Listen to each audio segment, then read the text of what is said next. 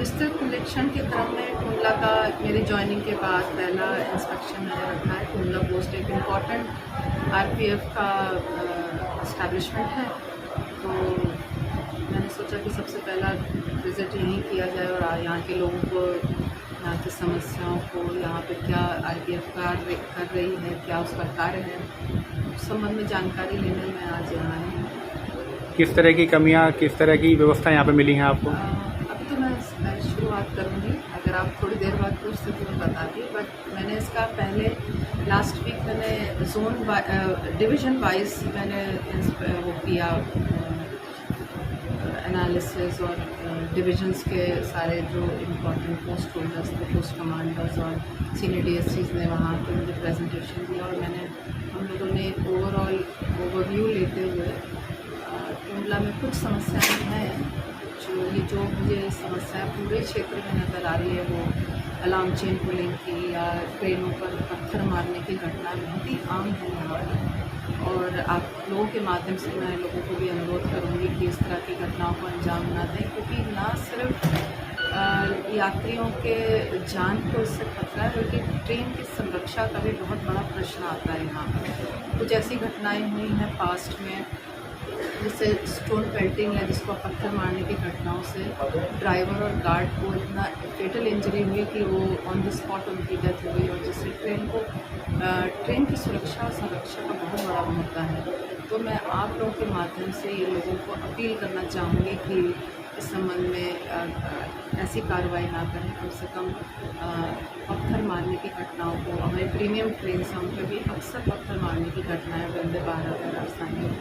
तो उससे एक ओवरऑल एक गलत छवि जाती है इस क्षेत्र के लोगों के विरुद्ध भी जाती है कि भाई बच्चे भी करते हैं इस तरह से, क्योंकि बच्चे मेरे ख्याल से खेल मानते हुए इस तरह की कार्रवाई करते हैं कि हम लोग जब छोटे होते हैं कि पत्थर कितनी दूर जाएगा या कैसी आवाज़ करेगा, ये हम लोग सब जानने की कोशिश करते थे। लेकिन ट्रेन के साथ मेरे ख्याल से माँ बाप का ये दायित्व बनता है, या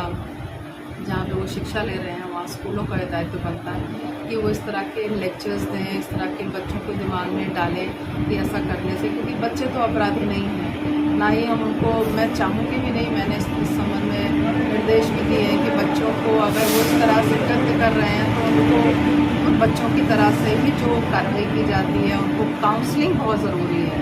और वो काउंसलिंग ना सिर्फ हम करें बल्कि उनके पेरेंट्स से मेरी अपील है कि वो भी करें और रोकें। उसके अलावा अलार्म चेन पुलिंग की घटनाएं बहुत होती हैं, जिससे चलती गाड़ी में वो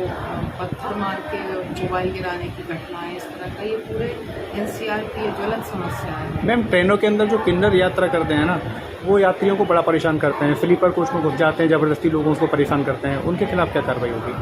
अगर वो अनाधिकृत हैं और अगर वो इस तरह से न्यूसेंस क्रिएट कर रहे हैं तो डेफिनेटली उनके खिलाफ कार्रवाई डेफिनेटली की जाएगी। और कुछ यात्री मैम देखा जाता है कि अक्सर ट्रेन के गेट पर बैठ जाते हैं, हवा का झोंका आता है, गिर जाते हैं। उन्हीं की मैं बात कर रही हूँ। उनको ये भी नुकसान है कि उनके हाथ में अगर मोबाइल है या कोई वैल्यूबल चीज़ है तो वो भी लोग गिरा के वो टारगेट करते हैं। तो हम लोगों ने, मैंने इंस्ट्रक्शन दिए अपने मीटिंग्स जो मैंने ली हैं डिवीज़न वाइज,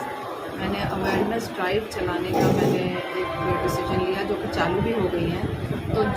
जहाँ से एनसीआर में ट्रेन प्रवेश कर रही है, वहाँ से हमारा ज्यूरिडिक्शन शुरू होता है, वहाँ हम अनाउंसमेंट वहाँ से कराना with in the train also, जो हमारी एस्कॉर्ट पार्टी जाती हैं वो भी उनको अवेयर करेंगे कि ये यहाँ इस एरिया में ऐसी घटनाएं अक्सर होती हैं, तो केयरफुल रहिए और फुट बोट पे ना बैठिए, वहाँ बैठ के ट्रैवल नहीं करिए, उससे वो गिर भी सकते हैं और उनका सामान भी चुके। Thank you.